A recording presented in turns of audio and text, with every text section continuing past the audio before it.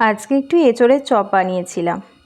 তো ভাবলাম এঁচোড় কাটা থেকে শুরু করে খাওয়া পর্যন্ত পুরো রেসিপিটাই তোমাদের সাথে শেয়ার করি। তো এই দেখো চপ হয়েছে, ভেতরের পুরটাও দারুণ টেস্টি হয়েছে। সবাই অবশ্যই একবার হলেও বানিয়ে খেয়ে দেখো। কাকিমা যাচ্ছে কাঁঠাল পাড়তে, মানে এঁচোড় পাড়তে।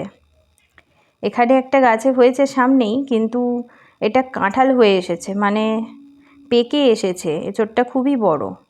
আর ওপরের দিকে অনেকগুলোই হয়েছে এঁচোড়, তোমাদের দেখাচ্ছি। এইগুলো এতটাই উঁচুতে যে আমাদের নাগালের বাইরে। আবার উল্টো দিকে বাঁধের ঢালে অনেকগুলো আছে কাঁঠাল গাছ, সেখানে একটু নিচের দিকে নামতে হবে। তো কাকিমা ওখান থেকেই পারবে বলছে। ওই যে দেখা যাচ্ছে এঁচোড়গুলো অনেকটাই ভিতরে, মানে ঝোপের মধ্যে। তো আমার নামতে ভীষণই ভয় লাগে। কাকিমা একদম এক্সপার্ট, কাকিমা ঠিক নেমে পেরে ফেলবে। দেখো, মানে এতটাই ঝোপের মধ্যে যে আমি ক্যামেরা নিয়ে নামতেও ভয় পাচ্ছি। আমি ওপরেই দাঁড়িয়ে আছি, কাকিমা গেছে কাটতে। আর কাটার টেকনিকটাও দেখো, একটা ছুরি কাঠারি কিছুই নেয়নি, এত সুন্দরভাবে ধরে ঘোরাবে যে জাস্ট টুইস্ট করলেই এঁচোড়টা ভেঙে হাতে চলে আসবে। ওই সামনের যে বড় একটা দেখা যাচ্ছে, ওটাই পারবে বলে মনে হচ্ছে। আমি ওপর থেকে এই সময় চেঁচিয়ে বলছি যে কাকিমা ওটাই পারো।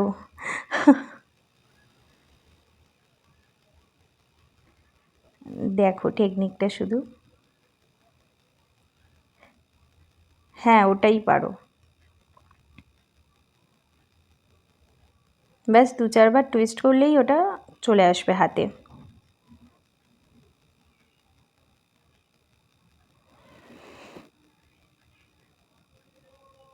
দেখো এঁচোড় পাড়া হয়ে গেছে।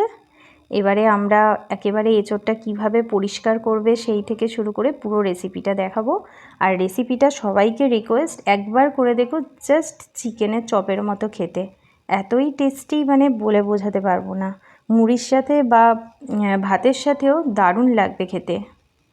এই যে এঁচোড়টা পাড়া হয়ে গেছে, বেশ বড় মাপেরই একটা পেরেছে, যেহেতু আমাদের বাড়িতে তো আমরা অনেকজন মেম্বার, তো ওই কারণে। আর টাটকা এঁচোড় পারলে প্রচণ্ড পরিমাণে আঠা পড়ে, তাই একটুখানি দূরে ধরেই নিয়ে যেতে হবে।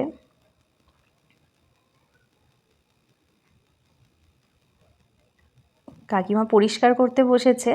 ইন শর্টে একটুখানি ছোট করে আমি পরিষ্কার করাটাও দেখিয়ে নিই। জানি তোমরা সকলেই পারো, তবু যারা পারে না তাদের জন্য, যাদের অসুবিধা হয় তাদের জন্য হাতে অবশ্যই একটু তেল লাগিয়ে নেবে আগে, আর বটিতেও, বা ছুরি দিয়ে কাটলে ছুরিতেও। অর্ধেকটা অংশ আমরা করব, তাই অর্ধেকটা আগে কেটে নিতে হচ্ছে। আগে এঁচোড়টাকে এরম ছোটো করে টুকরো করে নেবে, না হলে খোসা ছাড়াতে কিন্তু অসুবিধা হবে। আর কাটার সময় চপের ক্ষেত্রে বিশেষ করে খোসাটা একটু মোটা করেই ছাড়াতে হবে। আর মধ্যিখানের শিরটাও খুব ভালো করে বাদ দিতে হবে, তা না হলে চপের মধ্যে কিন্তু শক্ত ভাব লাগবে, যেটা মুখে পড়লে একদমই খেতে ভালো লাগবে না। তাই এইভাবেই এঁচোড়গুলো কেটে ছোট ছোট করে টুকরো করে নিও।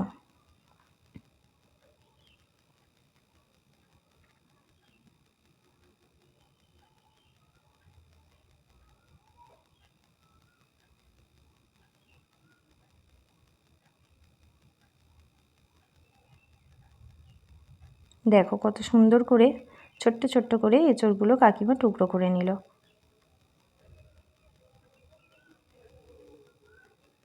তো এঁচোড়ের সাথে আর কি লাগছে, দুটো মিডিয়াম সাইজের আলু, দুটো বড় সাইজের পেঁয়াজ কুচি, দুটো বড় সাইজের টমেটো কুচি। এই আলু আর এঁচোড়গুলোকে প্রেসার কুকারে একটু জল দিয়ে, সাথে হলুদ এবং নুন দিয়ে একটু সেদ্ধ করে নেব। সেদ্ধ বলতে প্রায় 95% মানে বয়েল করে নিতে হবে আমাদের, কারণ যেহেতু এটা চপ হবে, তো তার জন্য আমাদের পরে এটাকে একটু স্ম্যাশ করতে হবে এঁচোড়টাকে। তাই ভালো বয়েল না হলে ব্যাপারটা মানে বাজে হবে, মুখে শক্ত লাগবে। মশলার জন্য শিলনোড়ায় নিয়ে নিয়েছি 1/2 ইঞ্চি পরিমাণ আদা, 8টা মতো রসুনের কোয়া। আমাদের বাইরের যে রান্নাঘরটা আছে সেখানে এখনও পর্যন্ত উনুনে শিলনোড়ায় কিন্তু রান্না হয়। আমি ভাবলাম আজকে একটু উনুনে করে তোমাদের দেখাই। তো কাকিমা মশলাটা বেটে নেবে। কাকিমা এখনও উনুনে শিলনোড়াতে মাঝে মধ্যেই রান্না করে, কাকিমার ভালো লাগে। আর সত্যিই দেখি যে খুব মানে আমাদের গ্যাস ওভেনের থেকে খুব ঝটপট রান্না হয়ে যায়।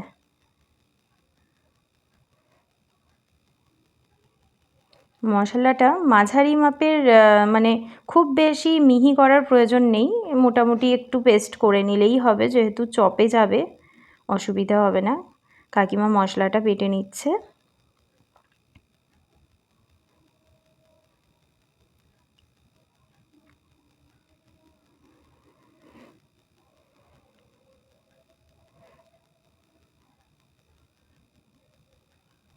এবারে কাকিমা উনুন ধরাচ্ছে। উনুন ধরানোটাও কিন্তু একটা টেকনিকের ব্যাপার, ঝপ করে কেউ ধরাতে চাইলে পারবে না। কড়া তেতে এসেছে। এবারে আমরা এতে মশলা করার জন্য, মানে চপের মশলার জন্য কিছু শুকনো লঙ্কা নিয়ে নিলাম। এতে 10টা মতো শুকনো লঙ্কা আছে, যেগুলো একটু মানে হালকা কালচে মতন করে গরম করে নেব, কারণ এগুলোকে পরে আমাদের স্ম্যাশ করতে হবে। এগুলোর পর নিয়ে নেব কিছুটা পরিমাণ ধনেটা আগে নিতে হবে, কারণ ধনেটা একটু বেশি সময় লাগে। এরপরে নেব জিরেটা আগে নিলে জিরেটা একটু বেশি কালো হয়ে যায়, তাই জিরে নিয়ে নিলাম। যখন একটু সুন্দর স্মেল আসা শুরু করবে, এবারে আমরা এটাকে নামিয়ে নেব।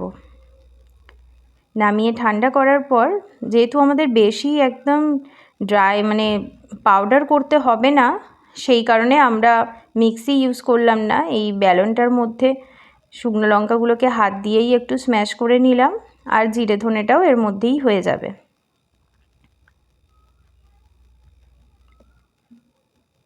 একদম পাউডারের থেকে জিরে ধনেটা এইভাবে করলে কিন্তু তাতে একটা আলাদা স্বাদ হয়। রান্নায় করে ইউজ করে দেখো, বেশ ভালো লাগে, বিশেষ করে চপ টপের ক্ষেত্রে। তো এটা ফুল বয়েল হয়ে গেছে, একদম সুন্দর। ডালকাটা দিয়ে একটু ভালো করে আমরা এটাকে স্ম্যাশ করে নেব।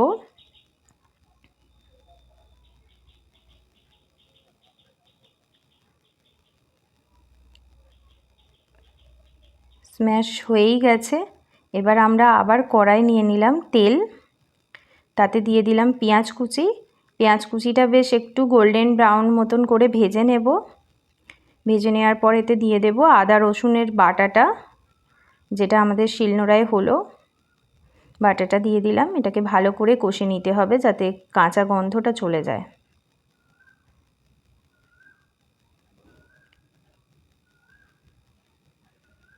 একটু পরিমাণ হলুদ দিয়ে দিলাম। এবারে দিয়ে দেব টমেটো কুচি দিয়ে এটাকে ভালো করে কষতে থাকতে হবে, যতক্ষণ না পেঁয়াজ থেকে তেল ছেড়ে দিচ্ছে। দেখতেই পাচ্ছ পেঁয়াজ থেকে তেল ছাড়তে শুরু করেছে, মানে মশলাটা হয়ে গেছে। এবার এটা আমরা নামিয়ে এঁচোড়ের সাথে মিক্সড করে নেব। ভালো করে মিক্সড করতে হবে, তা না হলে কিন্তু কোথাও বেশি পড়বে, কোথাও কম পড়বে মশলা, সেটা খেতে খারাপ লাগবে। এবার ওই যে গুঁড়ো মশলাটা বানিয়েছিলাম জিরে ধনের, ওটা দিয়ে দিলাম একটু শাহি গরম মশলা, নুন। এবার ভালো করে মিক্সড করে নেব। মিক্সড করার পরে মিক্সটাকে একটু বলের মতন আকারে নিয়ে হাত দিয়ে হালকা চেপে চপের আকারের করে নেব।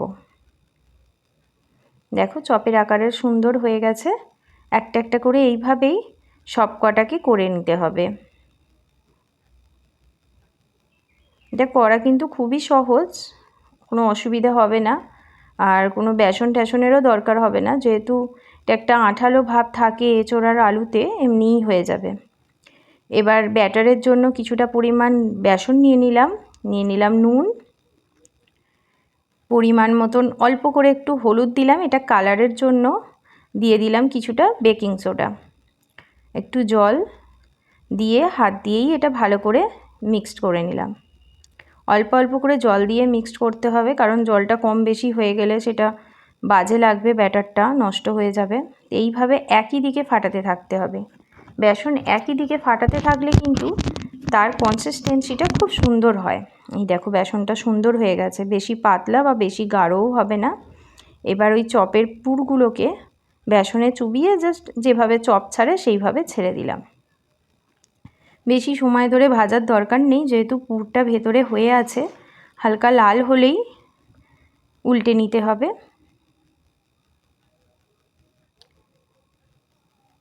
এবার তুলে নিলাম একটা জায়গায়। এইভাবেই বাকিগুলো করে নেব। এই চপটা একবার অন্তত তোমরা বানিয়ে দেখো, মানে বলছি দারুণ টেস্টি হয়। আমাদের বাড়ির সন্ধ্যেবেলা মুড়ির সাথে খেয়ে দেখো, দারুণ লাগবে।